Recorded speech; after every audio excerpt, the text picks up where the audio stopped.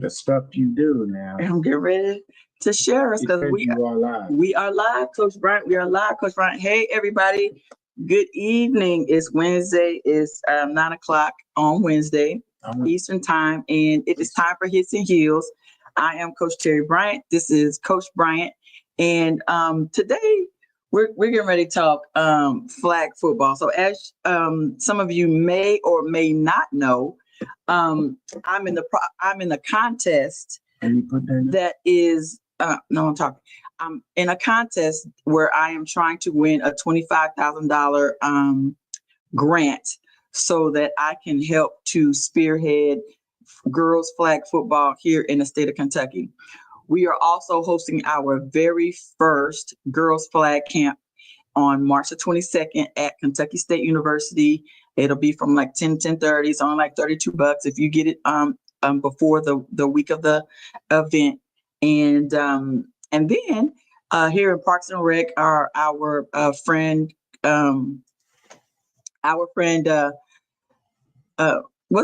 can't tell if I'm alive or not because I had this on muted. One of my friends, Coach Burbage. Coach Burbage has going to start our girls flag league or whatever. Coach, can you hear me when I was talking or no? I can't tell.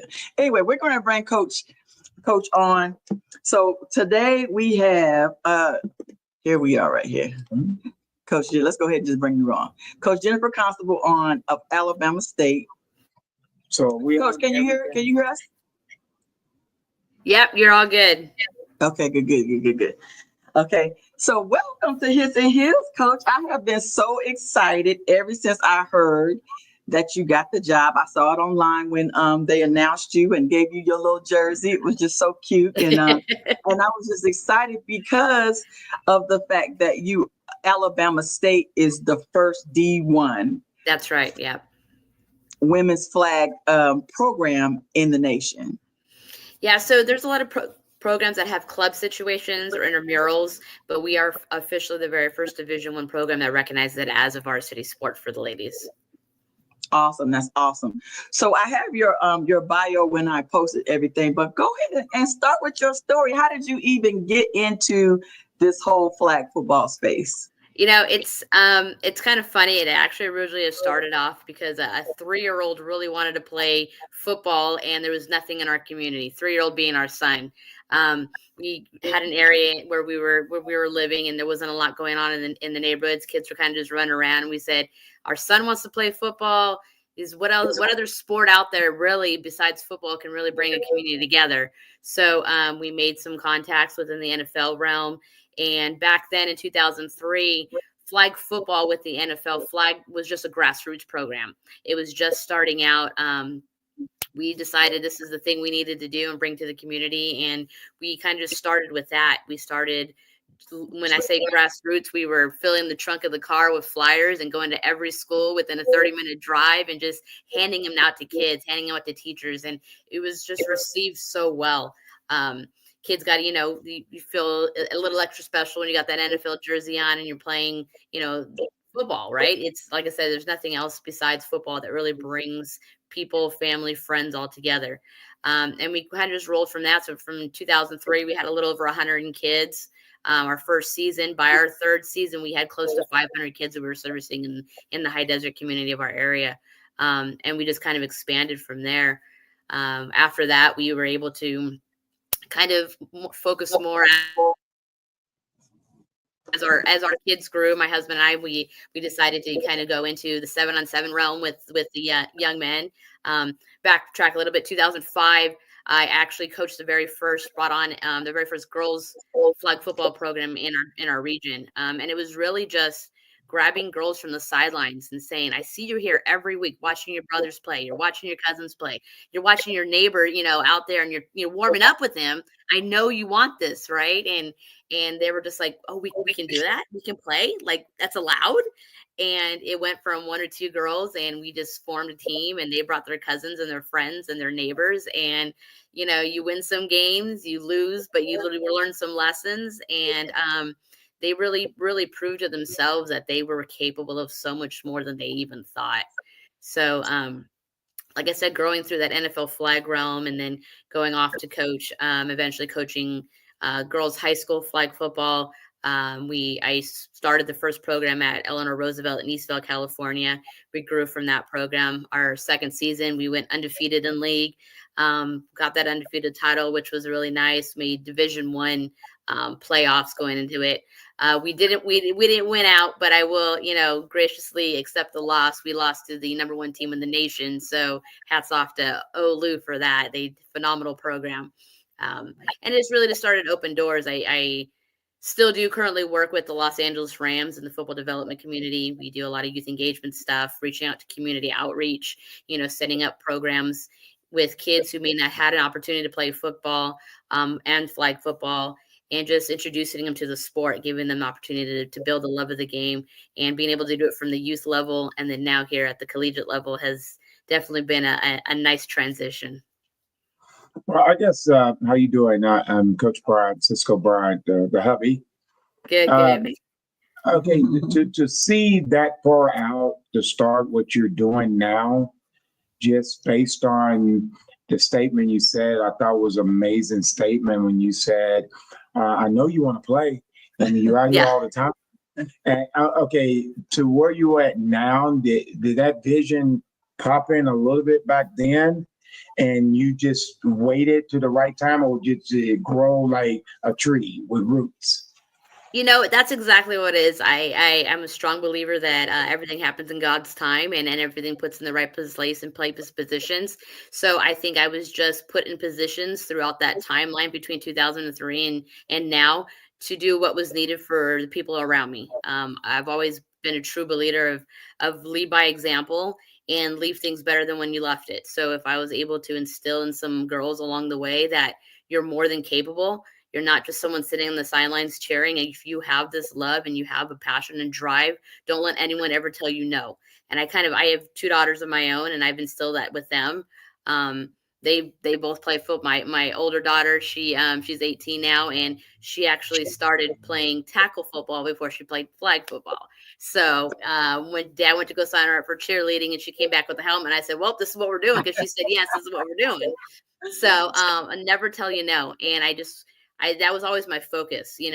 I'm older, so flag football was never an option. Absolutely. I went as far as trying to forge my mom's signature on a permission slip in junior high, and my teacher said, "I know your mom and I know her signature, and there's no way that's it."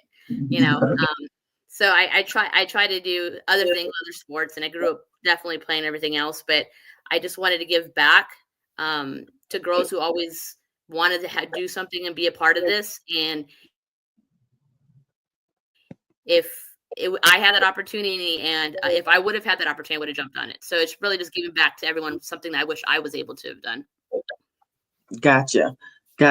So when you started the league, I saw that you grew to like 500 participants. So we would roll it over. We were only going to do one season a year, and we just had the first season did so well, and it was just the community really came out. So we ended up going 2 seasons, and then went from 2 seasons a year to adding another city, and then adding a third city, and then adding a 4th city. So and every city was starting to grow, and it just started, and it was really just building in those city communities, and then saying, okay, listen, we've got the foundation now let's find somebody to take it over who's able to.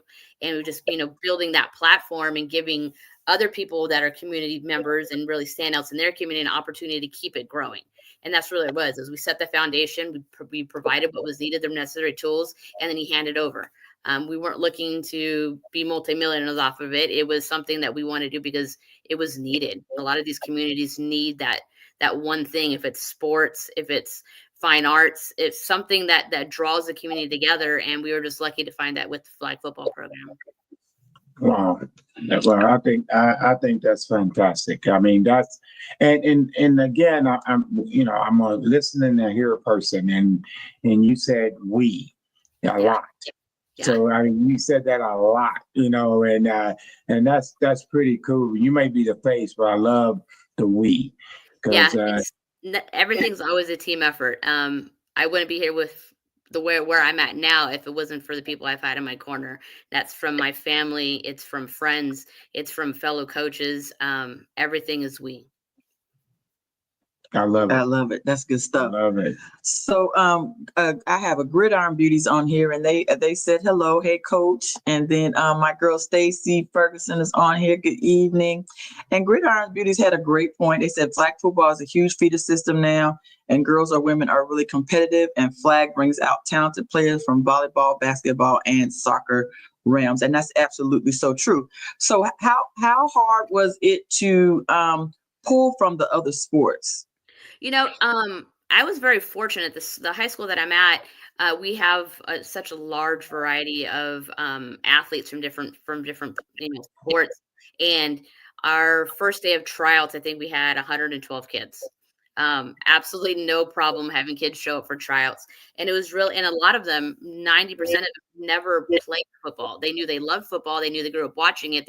Some of them have memories, of their dad's jerseys hanging on the wall. So they knew that this was something that they wanted to be a part of. They just didn't know how. So it was really taking what they knew from other sports and transitioning it to the flag football realm. Our best linebackers, for example, were wrestlers. You put what they know as far as breaking down and getting low and being able to shoot from a linebacker's perspective versus what they did in wrestling. Our best safeties were outfielders in softball, right? Their field awareness was already there because of the softball. And then even soccer players were our running backs. So it was really just taking what their body already knows athletically and transitioning it to something so that it can easily fluctuate between the two different sports. And we've noticed that a lot of the players who now play the two different sports are so much more versatile in their primary sport because of what they learned in the concepts of flag football.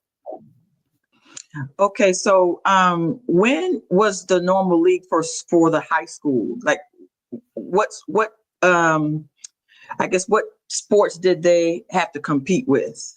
Yeah, so in California, the flag football season is during the fall. So Okay. we didn't get very many volleyball players because it's also in the same fall. But we got a lot of the spring and winter sports. So soccer, lacrosse, wrestling, track, all those athletes were able to compete for flag. Different states have different timelines, but as far as California, we were in the fall. When is the best? So like your season is going on now, right? For college season is the spring. Yeah. So do you like the fall better or the spring better? Which is better? I like the spring because it's offset of the fall and I can go back and forth. But no, I mean I do like the fall because that's fall's football weather to me. Yeah. You got football's just the fall. So I've been accustomed to that. So I like the fall football feel. But there's never a bad day for football. Yeah, good. That was good. That was good. That was good. Yeah, because our women's football team, they play in the spring. Yeah. Okay, so you mentioned Alabama State, correct? Yes. Okay, who do you play? Great question. Yeah, so if you're the only D1 team, who do you play? So we are, like I said, we are the only Division I team, but there are plenty of NAIA schools. So NAIA has been involved in women's flag football for, I believe this is their 5th year. So they've been well vested. Cotty College was actually the very first college that introduced women's flag football to the collegiate realm. Cotty College in Missouri, in Nevada, Missouri. Okay, yes, they were the very first program 5 years ago to say, hey, let's get this started. And they kind of started that snowball effect. There are a lot of D2s and a lot of D3s right now who are starting up. I know there's a couple D1s that are getting there. So our season really consists of NAIA and D2 and D3 schools. And how many games do y'all play? We have a very small season. This is really an exhibition season for us. A little backstory about the program. I was hard on in November. We had a week of tryouts in January and a week to prepare for our first game. So 26 true student athletes who were really just students on campus and were given 2 weeks to learn formations and plays and a passing tree and a defensive setup and get ready for their first game within 2 weeks. So their story really is something special. This is really a group of young ladies who are really bound together purely on the love of the game. Not a single one of these girls were recruited to come play here. They've really just found the love and the drive within each other and the accountability. They really keep each other accountable on and off the field in the classrooms. That see each other in the halls and say, "Hey, you got 20 extra minutes? We got half an hour extra," and they have footballs in their bag and they'll go, run out to the stadium and get some extra work in. So, yeah, they're really just building a program from the foundation up. So when is I keep losing my train of thought because I'm just so overwhelmed with with being excited. Because what I want to do mainly is I really want to pick your brain a lot as far as just developing a program. Yeah. Because here in Kentucky, of course, we're getting ready to start our first flag camp. It'll be the first one in Kentucky for girls flag. I think in Louisville, we do have the private schools, I think, have started flag. But other than that, the rest of the state of Kentucky doesn't have flag as far as I know. And then we do have 2 schools here in Kentucky, and I heard there might be another one on the way, and that's Campbellsville, and Lindsey Wilson is getting ready to start theirs. I don't know if it was this spring or it's in the fall. Yeah, I believe everyone's going to be starting in the spring. Yeah, they've already started recruiting and get everything ready, but yeah, I believe they'll all be in the spring as well. Well, my thing, I think a lot of that is not that I'm speaking for people I don't know or universities that I do not know represent. But a lot of times when you're starting something new, if you're starting wrestling, if you're starting volleyball in your program, is figuring out funding, figuring out when you're going to play, the field you got to get on. So it's not, so that's why it's very impressive what you've done. And I'm going to say, because, you got to juggle. Okay, when do we get this in? How does this get done? Because you don't ever want to start anything new like it's the 70s. This is 2025. You gotta, are you entertained? I mean, we live in that world now, right? Yeah. And in the first class uniforms with first class and getting officials to understand the flag football rules. Is it the same national football rules that takes place? 7 people, if I'm correct. 7, yeah, it's 7 on. We base everything what we're doing this season on the NAIA rule book. It's the one that's been established the longest. So we do use that. High school rule book differentiates between different states. Some states allow blocking, some states allow extension of their arms.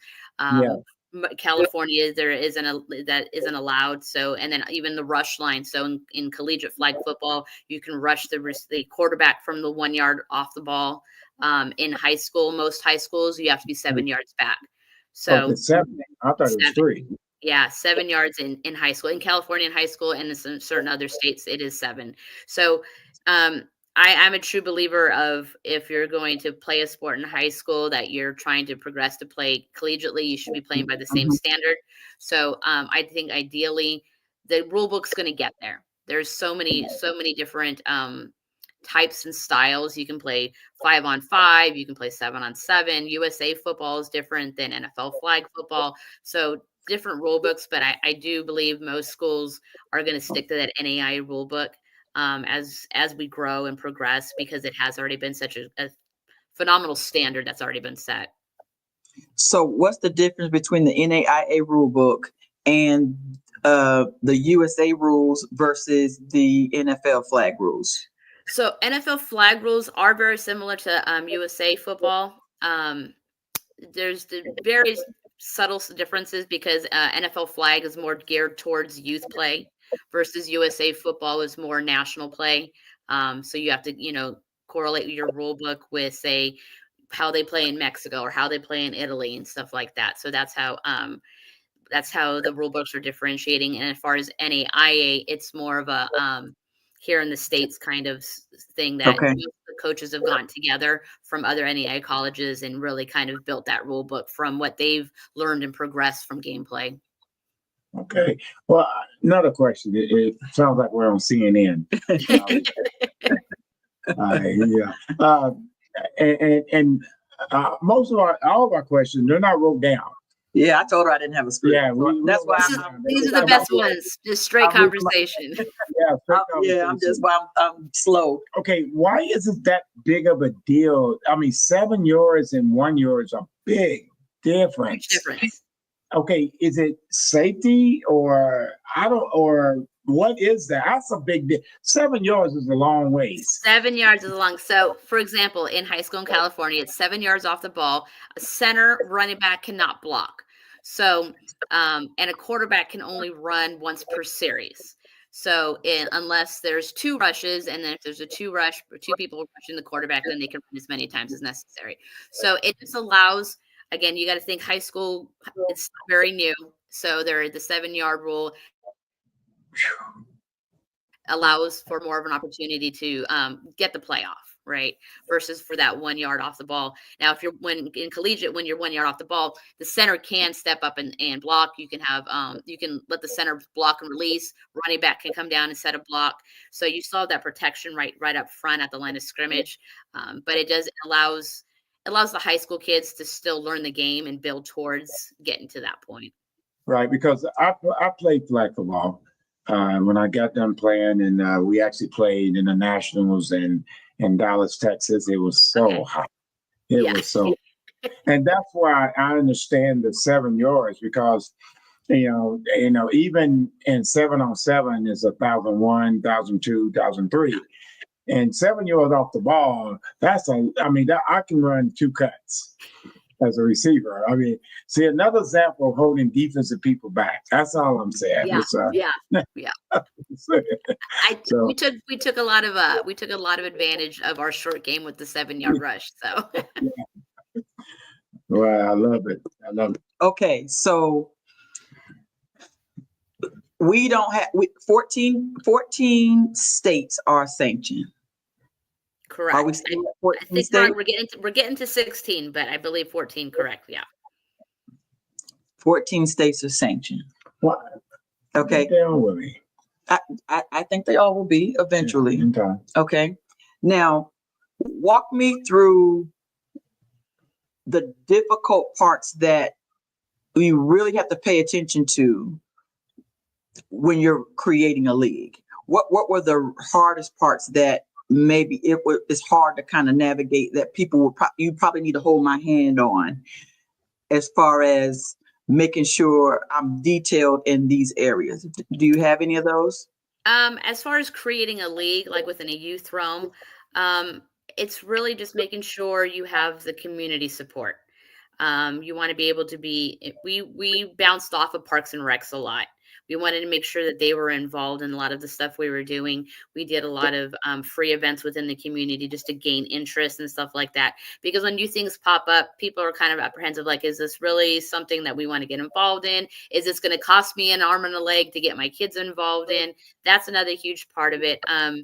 We made sure we were always under what everything else was cost-wise around us. I think our first year when we started it, so the NFL has a standard you have to buy in. I think at the time it was like $30 per kid to supply the uniforms and insurance. We charged $45. It was just enough to cover the cost of what, to be a part of the organization, and then supply for the fields and every other, everyday cost for the program. It was really just building off of that. So I think the biggest hurdles in creating a league in your community is really just making sure that you're a part of a community that, number one, wants this. Number two, has the resources to help you be successful. And number three, really allows you an opportunity to go out and talk to the kids and show them that, this is something that's here and is feasible, and we want you to be a part of it. For a league aspect, that would be the biggest hurdles. Now, going into high school, now these new high schools that are just barely getting started, biggest hurdle is going to be that startup equipment. I don't think people like, oh, it's just flag football. We need a couple footballs, couple flag belts. We're good to go. The NFL has done phenomenal jobs in their outreach when it comes to flag football. The stuff that I've done with the LA Rams, we've provided a lot of stuff for schools who are underprivileged, who know they want to bring this to their students, but they just don't have the time or resources to really invest in getting those basics. So there's a lot. The Falcons do a great job too. The Chargers, I resort back to home because California teams, but they are very, even on the Super Bowl, right? They had the commercial right after halftime. Yeah. Mhm. And we're very fortunate. I'm very familiar with Miss Westfield and the star of that commercial. She will actually be playing with us next year at ASU. So that's going to be a great one. Oh, good stuff. Yeah. So, but the NFL has been very super supportive with everything they can do. A lot of the times, if you are struggling at a high school level and you really want to bring this, but you're not sure, my biggest suggestion was reach out to your community development, community outreach department in your local, whatever NFL team would be local to you. Most times they're very, very helpful when it comes to providing ladders and cones and just basic football belts, or flag belts and footballs, the basic necessities to get you going. And then from there you just kind of build, and once the kids see it and get involved in it, then they really start to build the love for it. That's it. I like. So have you already experienced the recruiting process, or are you familiar with the recruiting process, or you feel like you've already done it? Because it's different at D1. It's definitely different.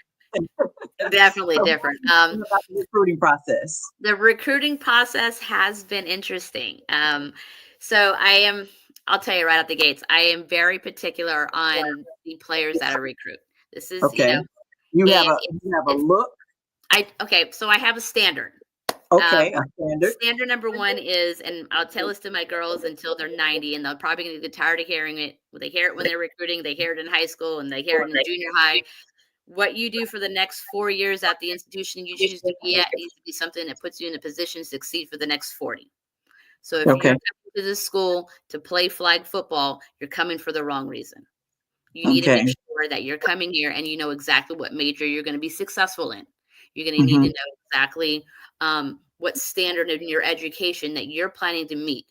Once we figure that out, and if that's the best fit here at ASU for you, now we'll talk flag football. Second thing is, I don't recruit anybody with less than a 3.0 GPA. Okay. If you're able to keep a 3.0 GPA through cumulative through high school, I understand there's slips here and there. You have your opportunity to regroup. But if you can maintain that 3.0 GPA and be a contributing factor to your team, you don't need to be the MVP of the entire league. It helps, but absolutely. But if your work ethic and your drive and your determination proves that on your film, proves that by your body language on the sidelines, and then you have the GPA to match it, you're going to have a good head on your shoulders coming into this program, knowing that you're a student here first. So that's really the baseline. I've gone as far as there was a young lady that I was recruiting, and film was phenomenal. Great film. 4.3 GPA, perfect. Had all the accolades. So before I actually had a conversation with her, I had a conversation with her coach, I had a conversation with her school counselor, I had a conversation with a young lady who played against her the week before and lost. And that conversation was, how was her demeanor after the game? Did she shake your hand? Did she tell you good game? What was she doing on the sidelines in between halftime? And then when all those boxes were checked, then I had the conversation with the young lady. Okay. That is impressive. No, well, that means you are a coach recruiter.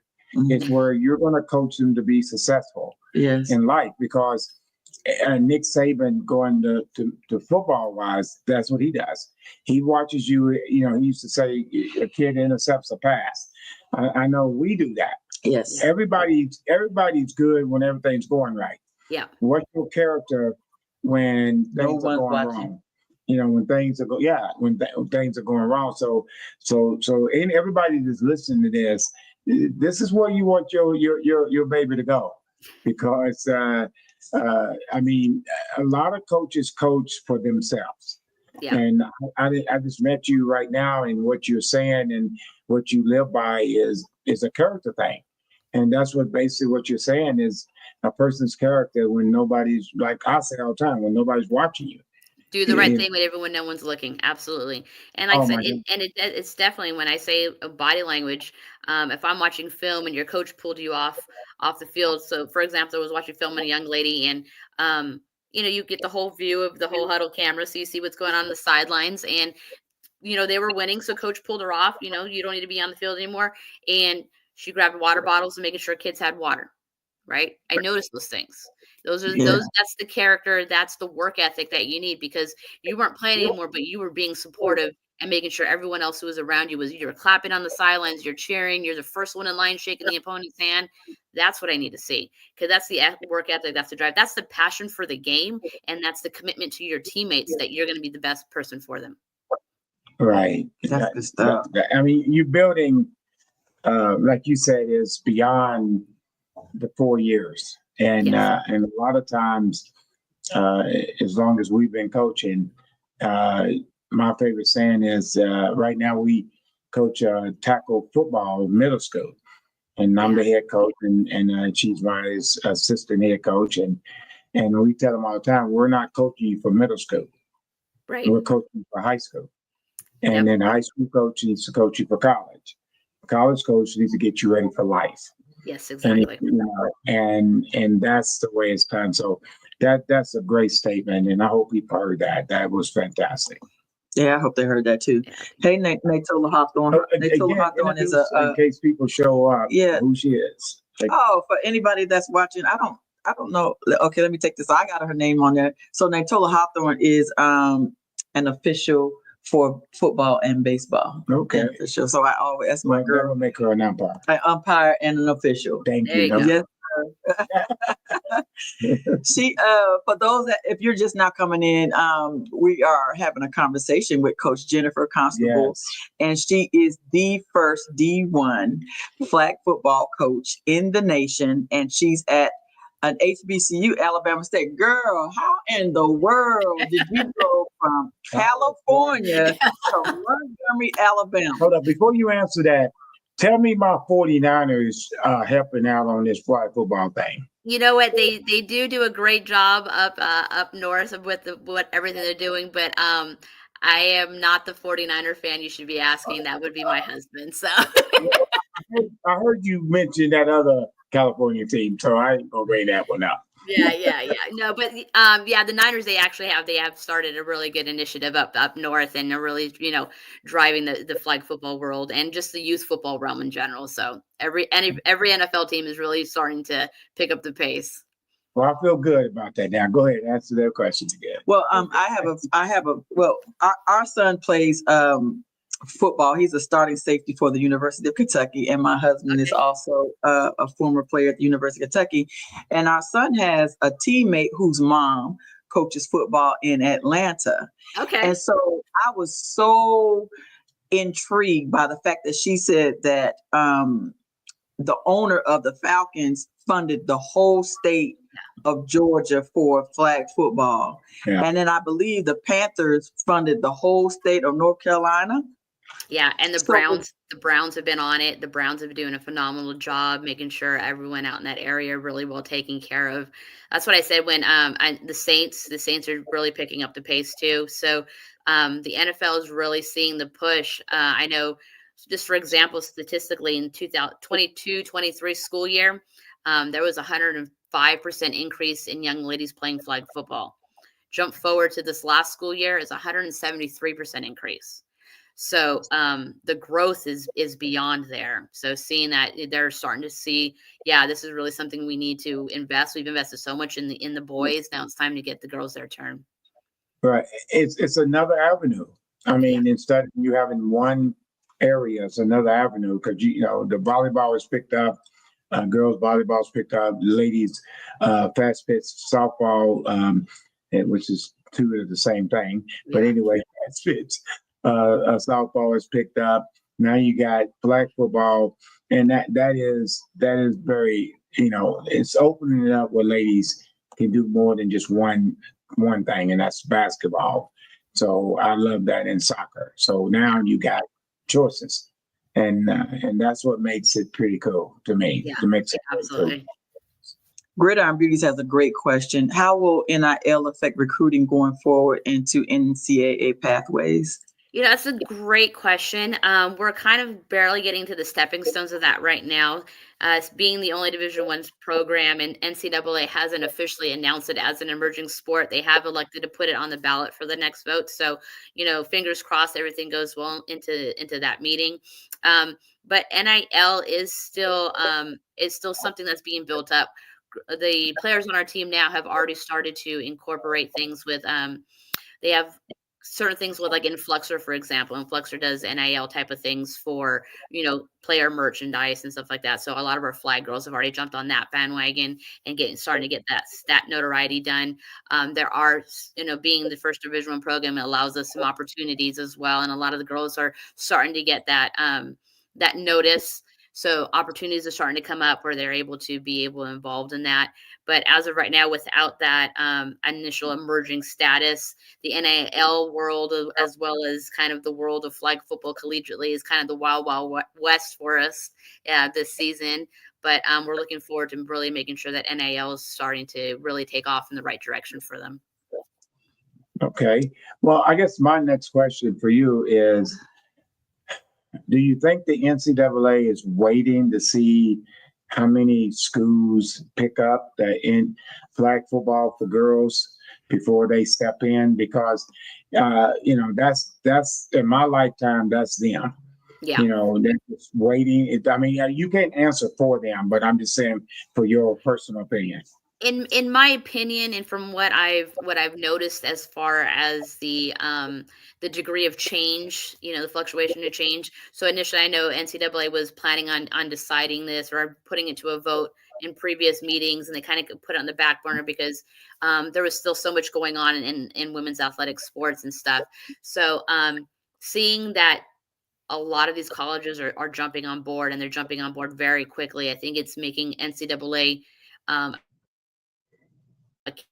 schools are ready to go. What's the deal? What are we waiting for? So I think by our program establishing, being the first program, it kind of puts them a little bit with their back against the wall to say, okay, well, now let's sit back and see who else is going to jump on this. And then you have a lot of D2s, a lot of D3s, and you have the Division I schools. And I've talked to a few athletic directors from other schools who are saying, well, we're trying to see what they do. Crosstown routes, we're going to see if they do it first. I'm very much let's get going. What are we waiting for? That's one thing. We asked. Title IX sort of helped this a little bit, but didn't they get rid of Title IX when they got rid of DEI? Yeah, I don't know. Yeah, I don't think they got. I don't know how this is really going to when they pulled back on DEI. Okay, they also were pulling back on Title IX. Okay, all right. I don't think that's a touchy subject for me. Okay. Yeah, that one's a little touchy too. So I don't have enough knowledge to make it. I'm not trying to be touchy. All right, that's both of you threw the touchy in on me. Yeah. No, I'm not knowledgeable enough to make a true statement on it. That's all. Well, my biggest thing is sometimes you gotta have a Title IX. You gotta have certain things to make people who making decisions go ahead and push that through for the ladies. Yeah, for the women. It's just accountability. Yeah, let's be real. Sometimes we males will dig in and stay, and something has to make them change their mind, even though it's for the best. They should do it anyway. Right. Come on. That's just reality. That's not nothing negative. It's just reality. And that's just life in sports. Kind of, it's one of those things that and I think as women coaches and as women athletes, we have more to prove, right? Always. Yeah. We have to, I kind of like it because, all of 5'0" me has done some opportunities where I get up and talk and people are like, I didn't realize you're just this little person who really knows a little bit of football, right? But, that's fine. I always come from that mindset of I'd rather you underestimate me so I can outshine you, right? And I try to instill that into the girls that I coach. let them underestimate you. Let them think, oh, you don't know what you're talking about. So then when you go out there and you show them up, now the situation changes. I love it. I love it. But I guess again, I keep going back to this. When we watched our daughter play flag football, Yes, it was exciting. it was exciting. I mean, it was I was like, okay. And I sort of got more into that when I first went to Derby City, where the wife coached an all-female tackle football team. And I'm sitting in the car, real quick story. I'm sitting in the car and I made sure my phone was charged 100% so I can occupy my time, and she can tell you, I don't charge my phone. If it runs out, it runs out. That's me. I'm not a phone person. I'm good. And I'm sitting in there, and then all of a sudden I look up and I'm watching them jump and I'm doing their thing, and the door opens, and then now I got to stretch my legs just to make sure I saw what I saw. Yeah, right. And it's not that I'm not thinking, it's just I've not been accustomed to that. But I'm open-minded for that. And a lot of males are. It's just that we get used to the same routine, right, and we settle for that, if for lack of a better word. So that's what I was talking about, while y'all two try to get me on touching. Gridiron. She said that is not affected. It's more logistics and funding for college needs. Right, because that's what I'm saying. I mean, sometimes you got to do a little pushing to get your point across. And like you said, it's been a lady, and you said it's been a lady. You have to. And I just wish Title IX stepped in and say, look, we're going to do this. We're going to do this. And because it's exciting, and think about how many people will show up. Lots. Because, right, I mean, they're athletic, they can do the thing, and the coolest thing to have the boyfriend or the husband up in the stands cheering. How about that? Right. They're wearing their wives and sisters and girlfriends jerseys. There you go. Yes. I'll wear her jersey. I'll be proud. Yeah. Is flag less costly in funding versus other sports? Or is it about the same? It really depends. There's not a whole lot of equipment needed for gameplay when it comes to flag football, right? You need uniforms, you need some footballs, you need some flag belts. Basics, right? Yeah. So, but it wouldn't be any more costly than, let's say, volleyball, realistically. I think the biggest cost factor would, if you don't have a field, is getting a field, lined up or you're properly maintained. Like I said, and there's so many resources and grants and opportunities to get things and equipment, like training equipment and stuff like that, provided from the NFL or other, RCX Sports, who handles NFL flag. They are a great resource as well in order to help get a lot of programs started up. So it really just depends on how far you're willing to build initially. Okay. So let's go back to my question that I was trying to get answered. Why don't you tell me about this transition from Southern California, yes. Southern California to Montgomery, Alabama. It's been a transition. You got to tell me. I'm from Mobile. Yeah. Okay. Yeah. It's definitely a different. Different way of life, different, slower pace, right? Southern hospitality definitely is a thing, and that's something that I am very fortunate to be receptive of. But yeah, it was. So I initially applying for this position, it was one of those things where I had people kind of say, "Hey, did you hear? They're applying. They're starting flag football. You gonna apply? You gonna apply?" And I was like, "Well, I don't know. I'm coaching high school. I really like what I'm doing here. Let's see." And finally said, "You know what? Okay, fine. I'll put the application in. Let's see how that goes." So it was just. But if you look at your application, I was telling somebody, I forgot who I was even talking to, and when you look at your bio, I don't know how there could have been anybody else that could have beat you out unless it would have been Jen Welter or, somebody that has already coached in the NFL or something. You know what I mean? Yeah. And even then, they were coaching tackle. It wasn't necessarily flag. And so with just your experience with building a full league and having all of that administrative behind you. When I looked at I was like, ooh, I said it was a landslide compared to, whoever else, when they were looking at resumes, whoever else that was going about it. So Yeah, what made you make this decision? Did the whole family come? Or just Story, you? when I actually mentioned Cotty College, right? My husband is the head coach at Cotty College, and my son is the defensive coordinator over there. So football season's a fun rivalry in our house, and even more so now at the collegiate level. And my younger, they're still my younger kids. My 22-year-old, my 18-year-old is getting ready to graduate high school, so we didn't really want to make that move right before school graduates. We actually recently adopted 2 small children. So those, we want to make sure they finish school before we make any big moves and stuff like that. So my 22-year-old's holding it down back home for the next couple of months while mom and dad are out coaching college flag football and making sure that the 2 younger ones get where they need to be. So when I say I couldn't do this without the people around, our family is so vested in this sport. And if it wasn't for all of us working together to be really truly passionate about what everyone's doing and what everyone's involved in, nothing could be accomplished without the backing of our family support. Absolutely. Okay, so are you and your husband on the schedule to play against each other? I am desperately trying to make this happen. Hold on. What's your husband's name? My husband's name is Coach Matthew Constuble. Coach Matthew. Do not do that. Don't play her. You're going to have some tricks. And it's certain plays that he's like, that's never going to work. You're not going to do it. And it will work. And he's like, man, but he's got some tricks up his sleeve too. He's got plenty up his sleeve. So we have a lot of fun. And when we were coaching high school, I was the head coach. He was my offensive coordinator. My son was my defensive coordinator. So football, again, remember this all started because a 3-year-old wanted to play football. So I love it.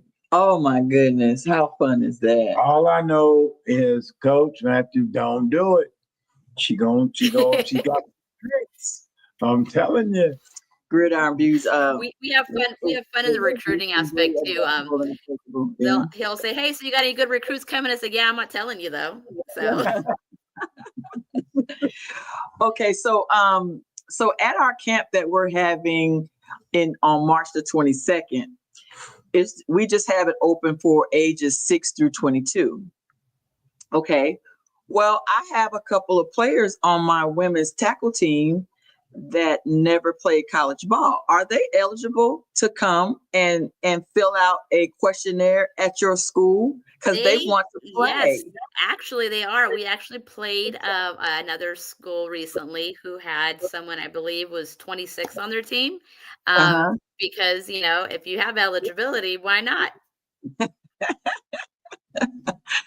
Oh my God, because they were like, but coach, if we're going to have college coaches there, I want to go and I want to be a part of the camp. I don't want to just go and work the camp because I want to get recruited. I was like, I said, well, I'll ask the question because that's a great question. Yeah. Anyway, I want to make sure that you saw that they said you were very adaptable and approachable. Absolutely. Very fun to talk to. That. Yeah. So James said that Cleveland is is the guru for NIL. She's one of my besties, and she runs a Sports Mom University on all social media. It should be is it Sports Mom U? James said, I think it's It might be Sports Mom U or Sports Mom University, something like that.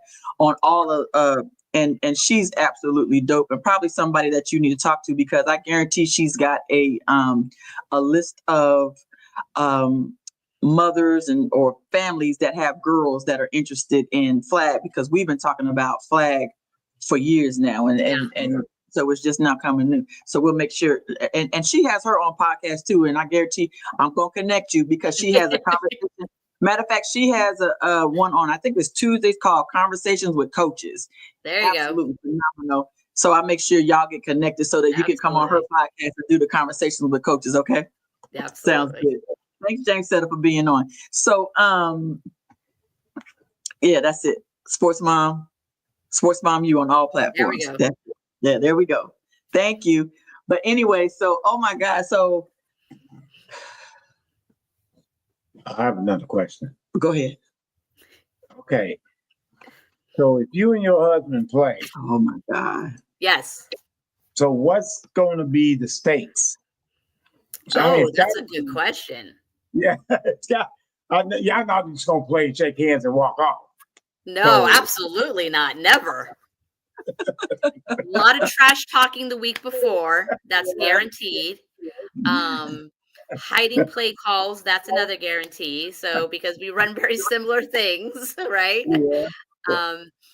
Stakes. I'm gonna have to really think on that one. That's a good one. Yeah. Yeah. So he and y'all live in the same house where y'all at? When Or we're y'all- home. when y'all home? Okay, Yeah. so when are you home? Okay, that's what I'm when getting you're at. home together? Yeah. So I got here in November. I got here in November. So when I started here in November, I here got everything established, went back home for a little bit, and then came back right before our tryouts. He actually, him and my son actually drove from home and got here the day of our tryouts here to bring me all my gear from my garage so we can get ready for tryouts. So they did that, and we're here for a couple of days, and then they had to head up to Missouri, so they did that. We do a lot of driving and flying. We do a lot of driving and flying. But once school's out, we'll regain back at home, back in California, and have our summer together and have time to get. We're still affiliated with the high school program. We're still part of Eleanor Roosevelt High School, so we're still going to get stuff off the ground with that and get everything in place. Can't leave the girls hanging back home. So, which also is the best part of it being in the fall, right? We have the fall season at the high school.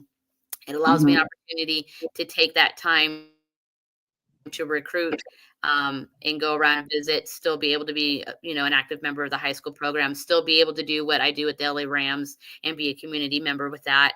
And then be able to come back here and kind of pick it right back up. So when we resume back at home, he is going to do the same thing. He comes back and we have that time together, and sometimes distance makes the heart grow fonder. So. Right. Oh, definitely. So when your youngest son graduates, is he coming on your staff to even it out here? Yeah. I mean- So it's actually my daughter. My daughter's the 18-year-old. She's Okay. So my Awesome. daughter she has decided y'all can have the football. I'm going to college. I'm done. She's been. I mean, I was pregnant on the sidelines of minor league football games, so she's been involved in football from the womb. So she's had no choice. But she's getting ready to go to college and venture off that way. I'm trying to get my 22-year-old to come with mom since dad got the 24-year-old. Right. But Yeah, I'm sorry. I meant the 22-year, not the younger daughter. So yeah. you So I don't know. I may be able to do this, but we'll see. Like I said, when I say our family's all in, both our boys played all through high school. They both played collegiate tackle football. Excuse me. And my husband, he coached high school. He's coached minor league. So now he's collegiately coaching women's flags. So I don't think we could live without any type of football in our house. Oh my God. I think we're like that. I don't know. It's going to be really tough when we give up. He don't as much as I do. Well, I can't see us having no football in our house. Well, let me put it this way. This is you hear me? I get a phone call, Coach. What's up, man? What are you doing? I'm just washing dishes. What's Terry doing? She's watching football. I don't know who's playing. I don't know the team. I ain't watching it. I mean, in our house, football is on because of her. Yeah. It's not on because of me. And I love the game. But if two schools play that I don't know, and football's on, am I kidding? I'm not watching it. I'm watching every game that comes on. I mean, I click on it a little bit, and then I'm flipping between channels. Yeah, and then I'm watching Andy Griffith. Oh no,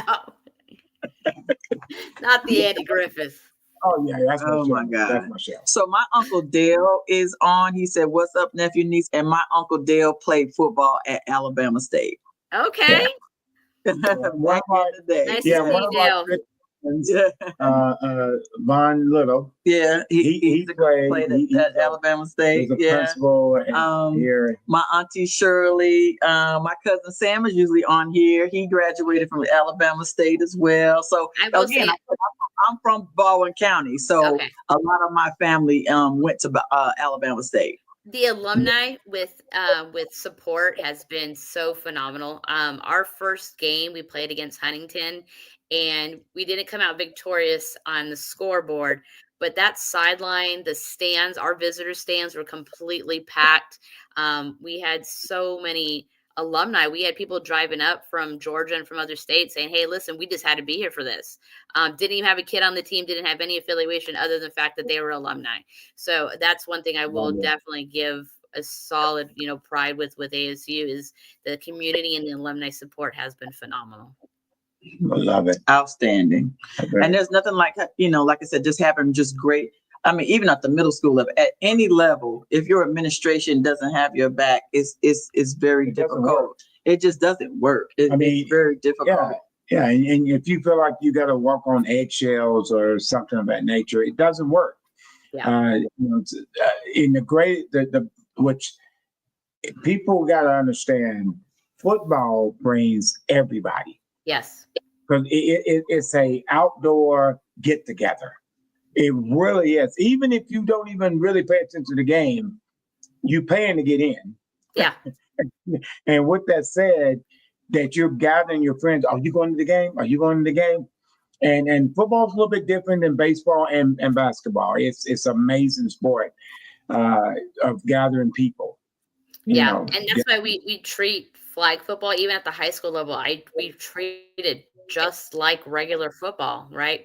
We have weight room, we do film twice a week. We progress everything. Like we have team meal, we have team bonding. We do all of that because it's football, just a different type of football. It's the same thing. You have to have the same mindset as a linebacker on a tackle team. He's going to have the same mindset as a linebacker in flag football. You have to.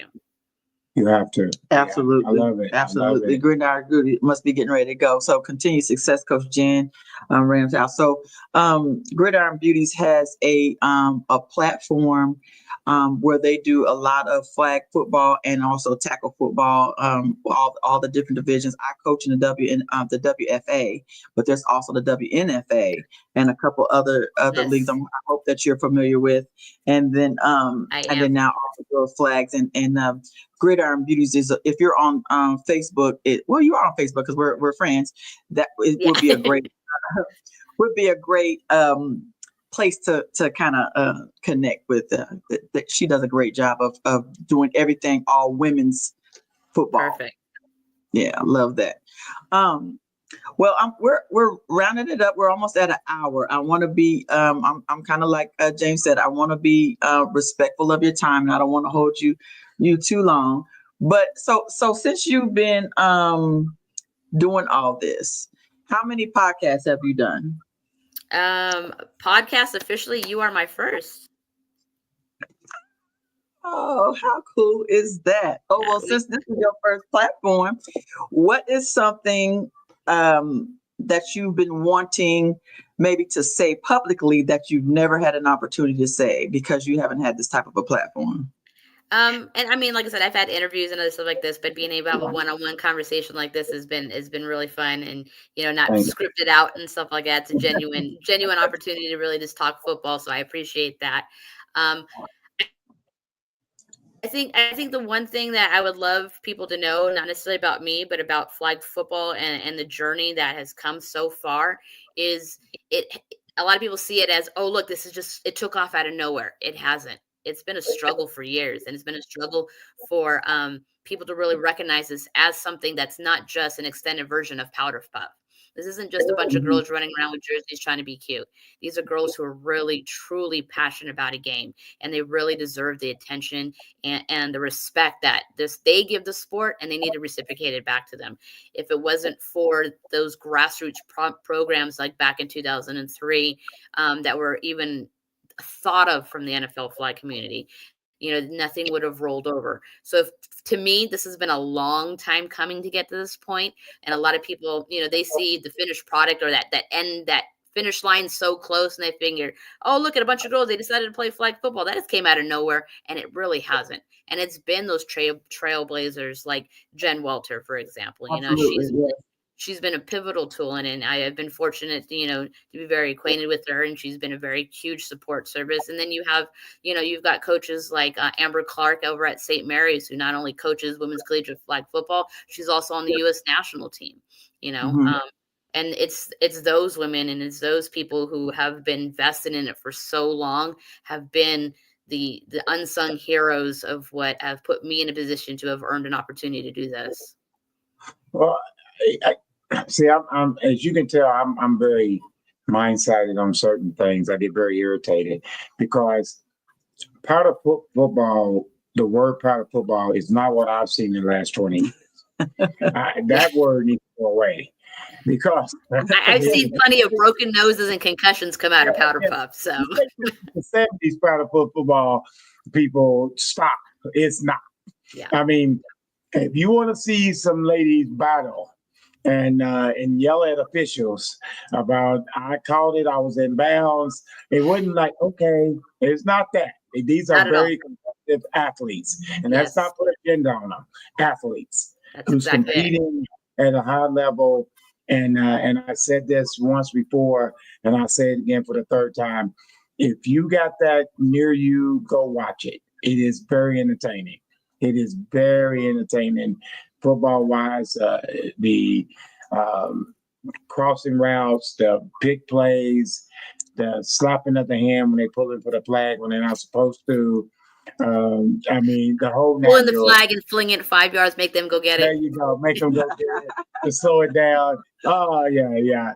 Oh yeah. Oh, hey, hubby, you hear that? I'm just making sure your husband heard that's what you're teaching. He knows. He knows. So, Coach, what is the biggest advantage of a girl in high school playing flag football as opposed to one of the other sports? I think just sports in general are important for girls to play. I obviously am a huge advocate for flag football. I don't care what you play something. Be involved. Get involved in anything athletically. It's going to build their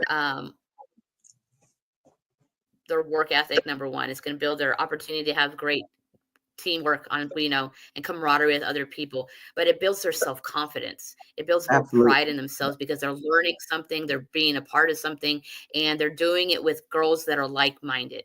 Being around people that build you up is so important, especially as young ladies.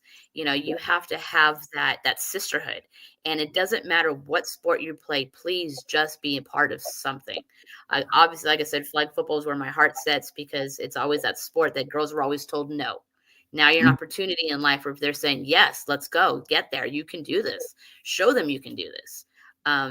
So just, be flag football specifically though, because it was a sport that has always been, looked at as, oh, that's for the boys. If you feel that this is something that you really want to be a part of, don't let anybody ever tell you no. Our starting quarterback, our first year in high school, always wanted to play football. Never got an opportunity. Her brothers played tackle and stuff like that. And she sat there and watched, and she knew she loved the game. It was her senior year, got 1 year to go play, right? So she's like, I have to be a part of this. And it became a starting quarterback. Ended up setting 8 records in the state of California. As a quarterback. Because she was so just driven and finally be able to expose that love of the game. And she ended up actually going on to play collegiate flag football on a scholarship. It was finding their purpose. We had another young lady, sorry, I'm a storyteller here, but there's another young lady that she actually came from a soccer background. Her coach told her, don't be playing flag football. It's a waste of time. You're going to get hurt. No one does anything with flag football. It's useless. It's useless. Don't do it. Came to a few days of tryouts. Coach convinced her not to come back. And she started seeing all her friends were at tryouts. All her friends were working. All her friends were going home talking about what a great time they were learning these new concepts. Hmm. Coach done got locked up, or is it us? I'm sorry, excuse me, y'all. Uncle Dale or James Setta, can y'all hear us, or are we frozen, or is she frozen? Is it us? I can. It might be us. Yeah, I don't know. Are we frozen, y'all?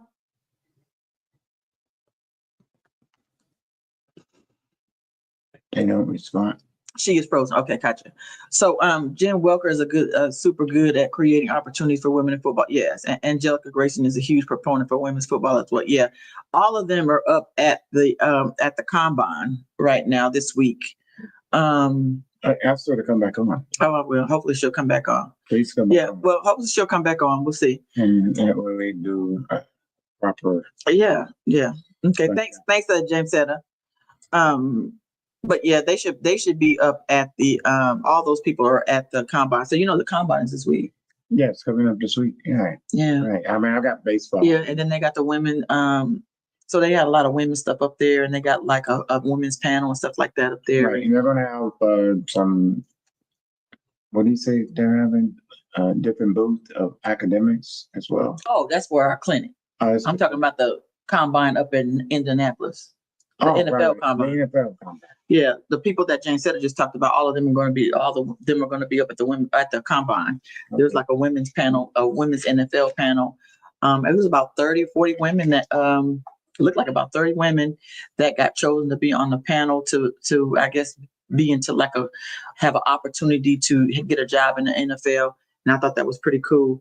Well, and that's my how I am on that is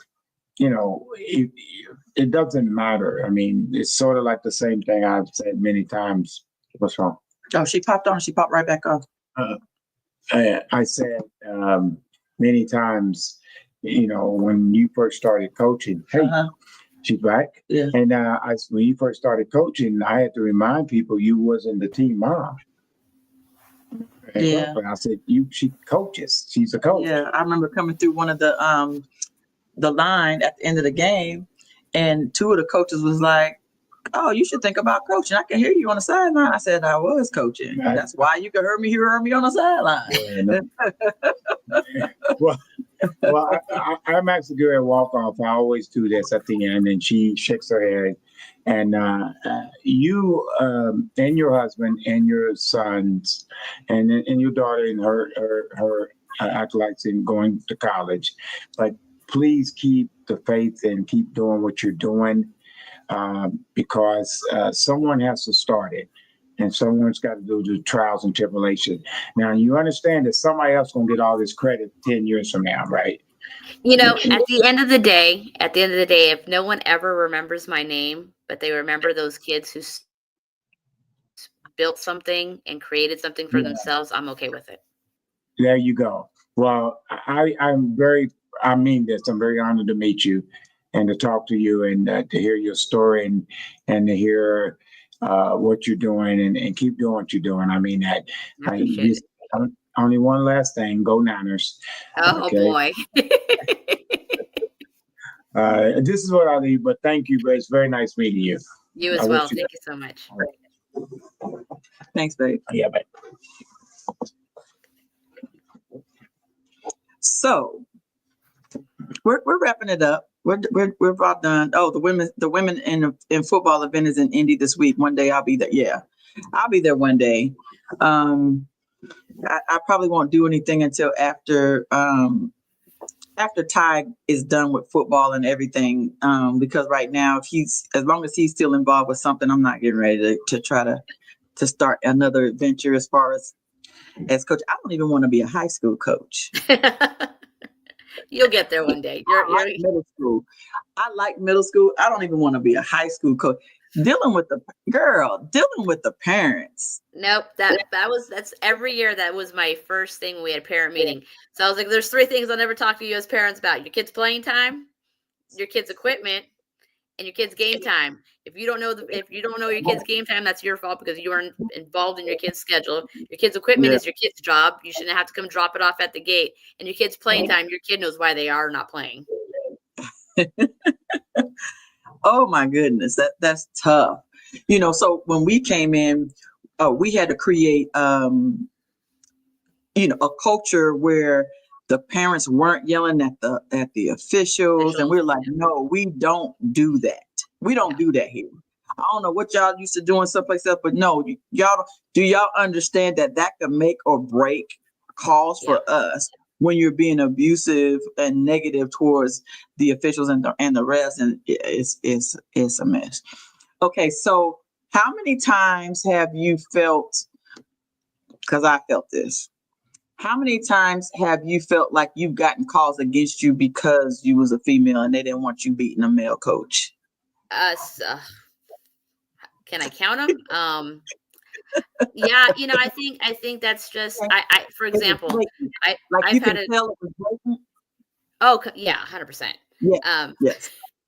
And I think there was a time when I've had calls called back, and I asked the ref, well, what's the penalty? And they look at me and they don't know. They don't have a say, and I'm like, no, hold on. Back so that you didn't have an advantage. Yeah, and I've had it where I've even had a play call back because I said, well, what's the call? And they said, we don't know. We've never seen that happen before. I don't know how you were able to get 15 yards. We're just going to replay the down.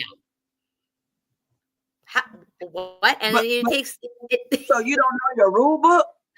Oh, I've had, and it's okay. So again, try to give everyone the benefit of the doubt, right? I'm gonna give you the benefit of the doubt. You're learning the rule book. It's a new thing. You're learning to ref, a new sport. I appreciate we're the ref shortage. So I appreciate you coming out and investing your time to ref this game. But please, I give you this much grace, this much. After that, I'm part of the our CIF board, right? So we help with the rules and regulations in California for flag football. So at any time you have a question on a call, no problem, I got you. Like, come see me out. And I many times will meet them in the middle at halftime and say, hey, listen, this is what the rule is. Yeah, are you familiar with this? Are you familiar with that? You may not be. There's a change here. Let's call it fair both ways. That's all I'm asking, both ways. So I have no problem explaining rules if they need be. Oh, when I tell you, getting called, I don't know how many times where I felt like we've gotten calls because I was on the sideline. Yeah. And I told my husband, so we've been in 3 championship games, and I told him, I said, I've cost you 3 championships because I'm on the sideline. They are not going to let a team win with a female on the sideline. I think they just they don't expect you to, and I think it's and it really depends on your area and who you're coaching against. You can be coaching against a male counterpart who has a more boisterous attitude, right? And you're not expected to meet that or match it, right. So when you do and you say it with your chest, just like they do, right? It's taken a lot differently coming from a female. It is. Well, Coach, thank you so much. I just absolutely enjoyed this conversation. Absolutely. And congratulations, because there's no way that anybody could ever forget your name, because you are the first D1 flag football coach in the nation. So you're in the record books forever. Like, that's not a record that could be broken or taken over or anything like that, because it'll be written in history forever. And so that's absolutely outstanding. And congratulations. And I'm so happy for you for that. And thank you for creating this for people like me and for the girls and stuff like that, because again, we need this. Again, we talked about Title IX. I think I read somewhere where they said that when they're all the pullback from the DEI stuff was also gonna have to deal with Title IX, and I just it was gonna affect that, and I just shook my head because I was like, unbelievable, because of how hard it took even to fight for Title IX, and we're still fighting for Title IX. again, just, and we're not saying that we should get paid the same, because I don't believe that the WNBA should get paid the same as the NBA or, that type of stuff. I get that. That is not the same. Yeah. But God dang it, some stuff needs to be equal. Yeah. At least opportunity. At least the opportunities and stuff just needs to be equal. Is there anything else you want to address before we get off? Did I ask all the questions? I mean, you got any more for me? You let me know. We can do this again. Oh, we'll definitely have to do it again, because of the fact that we need to keep the conversation of girls flag until every state is sanctioned. And so, we'll have to figure out once a year, twice a year, or you tell me you got something on your chest and be like, Terry, we need to talk. Can I come on the podcast? Can you book that? Hey, I got you. And then there's lots of times too where if it's just Cisco and I, sometimes we'll do like cameos, so sometimes if it's just 5-10 minutes, hey, since y'all are just doing a cameo, hey, I was just watching a podcast, hey, send me the link, T. I can just come on real quick. Anytime. Absolutely. Anytime. You got the open invite for that. But so a lot of times we'll just be by ourselves. If we got a lot to talk about as far as sports, it'll just be he and I, and we'll just bring cameo guests on, 2 or 3 guests on the show, and they'll come on and talk about 10 or 15 minutes or 5 minutes or whatever, and then hop back off, and then we just keep it moving. So that's always welcome. Or if you need another full show, you're always welcome to come back, because this is good stuff. I'm excited about our camp on March 22nd. I hate that you can't attend. Unfortunately. I hate that you can't attend. I thought about reaching out to Jen. I thought I might go ahead and text her, but every time I try getting her on my podcast, she's always so super busy because she's in California. Yeah. So I can never get her on. And so, you got to catch her on the right moment. I'm on the same boat. I'll send her a text and maybe I'll get it a couple days later. Right. And so, so I've been trying to get Coach Jen on, and but maybe one day it'll happen. But thank you so much again. So everybody, just thank you for all coming on. Uncle Dale, James Seta, everybody else that came on. She said you was frozen earlier. Yeah. And Gridiron Beauties. Make sure I shouted out everybody that came on here. We didn't get our normal people on here. Oh, Stacy Ferguson, thanks, girl. And then there's always a whole bunch of people after the fact that says, "Hey, I saw your podcast," and blah blah blah, but they don't never say anything. But Thank you so much again. Absolutely. I'm going to end the stream, but don't log off. Okay. So thank y'all, everybody.